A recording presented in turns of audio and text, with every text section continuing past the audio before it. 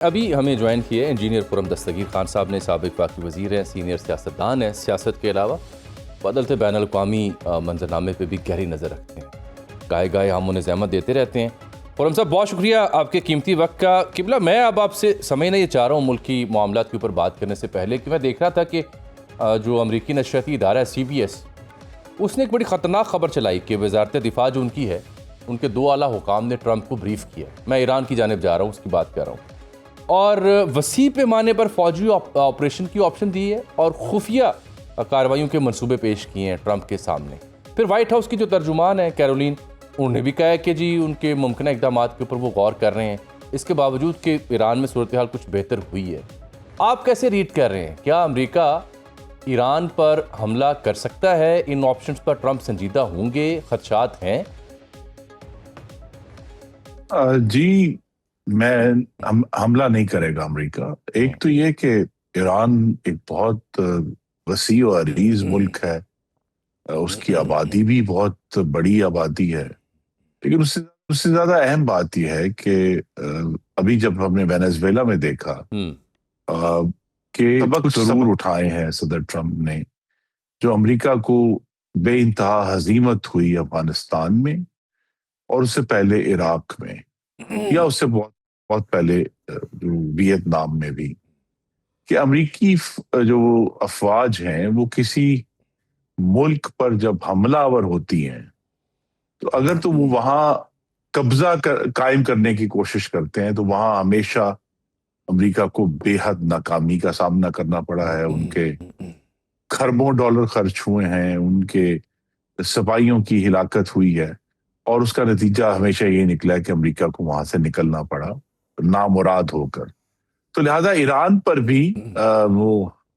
پرانا مقولہ ہے، کہتے ہیں نا برتنوں کی دکان پر، if you break it you fix it، وہ آپ کا ہو گیا، آپ نے اس کو اگر توڑا ہے تو اگر وہ ایران پر حملہ جو ہے یہ اس حد تک تو ہو سکتا ہے جس طرح انہوں نے ابھی پچھلے سال کیا کہ ان کی جو تمام عسکری قیادت تھی اس کو انہوں نے ایک اسرائیلی آپریشن میں ان کو سب کو شہید کر دیا، یہ بھی ایک ممکن ہے۔ لیکن بوٹس آن دا گراؤنڈ یا اس ملک پر مستقل قبضہ کرنا، وہ ایک بہت ہی مشکل چیلنج ہے، اور اتنا بھاری وزن ہے جو شاید صدر ٹرمپ، جو اپنے آپ کو ویسے تو کہتے تھے میں امن کا صدر ہوں، لیکن کہ وہ اگر اس طرح مستقل جنگی حملے کریں گے، انہوں نے کیا پچھلے سال اسرائیل کو سپورٹ کرنے کے لیے، ایران کی جو ایٹمی تنصیبات تھی اس پر حملہ کیا، ایک بڑی انٹرنیشنل ریڈ لائن تھی جو کراس کی۔ تو لہٰذا امریکہ کو یہ بات سمجھ آنی چاہیے کہ وہ اس حد تک تو آپریشن کر سکتے ہیں کہ کسی ایک ان کے کسی لیڈر کو وہ اغوا کر لیں یا کسی کو پکڑ کر لے جائیں، لیکن کسی ملک پر مستقل قبضہ جو ہے اس کی جو سکت ہے معاشی بھی اور بین الاقوامی طور پر بھی، وہ اس وقت امریکہ کے پاس نہیں ہے۔ آخری بات مجھے کرنی کہ وینزویلا میں ابھی جو ہم نے جس کی مثال دی جا رہی ہے، انہوں نے ان کے صدر کو گرفتار کیا ایک بہت بڑا فوجی آپریشن کر کے، لیکن ہم سب کے لیے ایک اچنبے کی بات ہے کہ اسی صدر کی جو نائب صدر ہیں وہ انہیں کو پاس اب چارج ہے اور وہی اس ملک کو چلا رہی، تو وہاں تو آپ کہہ سکتے ہیں رجیم چینج میں رجیم تو وہیں کھڑا رہا، صرف ایک صدر کو انہوں نے وہاں سے ہٹا دیا، باقی تو ساری کی ساری حکومت وہی رہی ہے۔ تو لہٰذا یہ سب اشارے اسی بات کے ہیں کہ ایک شاید لمیٹڈ آپریشن کر کے کسی لیڈر کو پکڑنے کے لیے یا کسی دوبارہ ایٹمی تنصیبات پر حملہ تو ہو سکتا ہے، لیکن جو لارج سکیل ہم جیسے کہتے ہیں انویژن جس طرح عراق میں اور افغانستان میں انہوں نے کی، وہ نہیں ہوگی۔ میں ابھی جرمن چانسلر کا سٹیٹمنٹ دیکھ رہا تھا، وہ کہہ رہے ہیں کہ جی یہ آخری ہفتے ہیں ایران کے اس رجیم کے،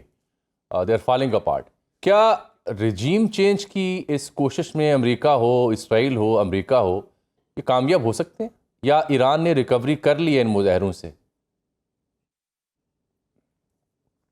یہ دیکھیے ایران میں وقتاً ہر کچھ سالوں کے بعد اس قسم کے جو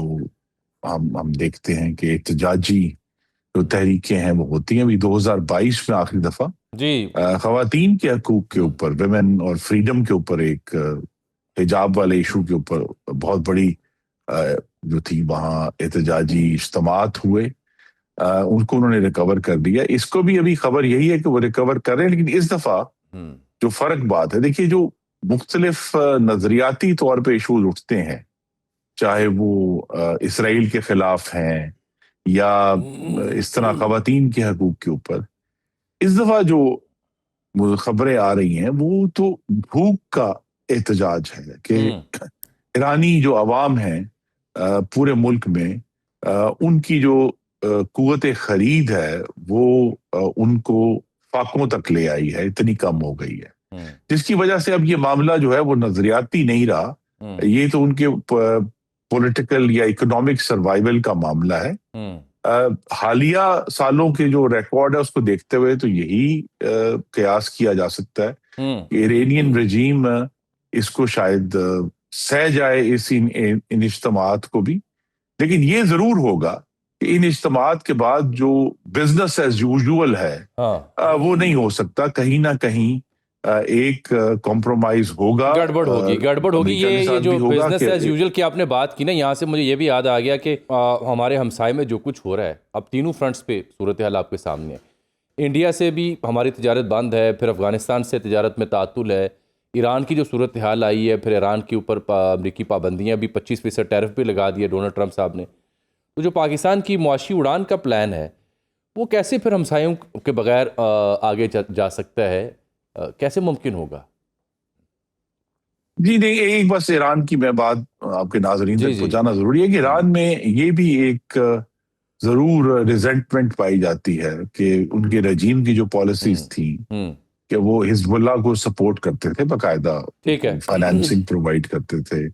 دوسرا شام میں جو ہے وہ فائنینسنگ پرووائڈ کرتے تھے. تو وہاں یہ بھی ایک احتجاج کی وجہ ہے کہ ایرانی عوام کا مطالبہ ہے کہ یہ جو بیرونی ایڈونچر ہے جو ان کی حکومت کرتی تھی اس کو بند کر کے سارے وسائل جو ہیں وہ ایران کے اندر خرچ کیے جائیں. اس لیے میں نے کہا وہ بزنس ایز یوزول ان کی فارن پالیسی میں بھی اور ان کی جو اکنامک پالیسی ہے وہ نہیں رہے گا. پاکستان کے اندر ضرور یہ ایک چیلنج ہے, لیکن ہم نے یہ بھی دیکھا ہے کہ افغانستان کے ساتھ بارڈر بند کر کے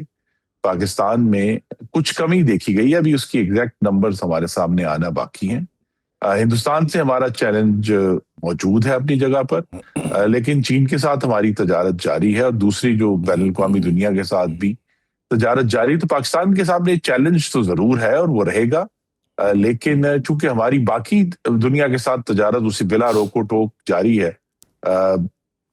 پورے گلف کے ساتھ بھی, یورپ کے ساتھ بھی, امریکہ کے ساتھ بھی. یہ اور بات ہے کہ پوری دنیا میں صدر ٹرمپ کے ٹیرفز کی وجہ سے جو کساد بازاری آئی ہے اس کا اثر پاکستان پر بھی پڑا ہے. تو انٹرنیشنل حالات میں ہمیں بھی مستقل طور پہ ری اسیس کرنا ہے اپنی پالیسیز کو, اور آئی تھنک 2026 میں جو غالباً فورن پالیسی کا جو بڑے اہداف ہیں ان میں سے ایک یہی ہے کہ افغانستان کا معاملہ جو ہے وہ ہمیں جنگ کے ساتھ بھی, گفتگو کے ساتھ بھی, دونوں ٹریکس پر چلا کر اس کو ختم کرنا چاہیے تاکہ ہم کم از کم ایک طرف سے سیکیور ہوں. ہندوستان سے جو ہماری مخاصمت جاری ہے جو کہ نریندر مودی کی موجودگی میں تو جاری رہنے کا ہی امکان ہے, تاکہ ہم اس کے لیے اس پر فوکس کر سکیں, اس کے لیے تیار رہیں.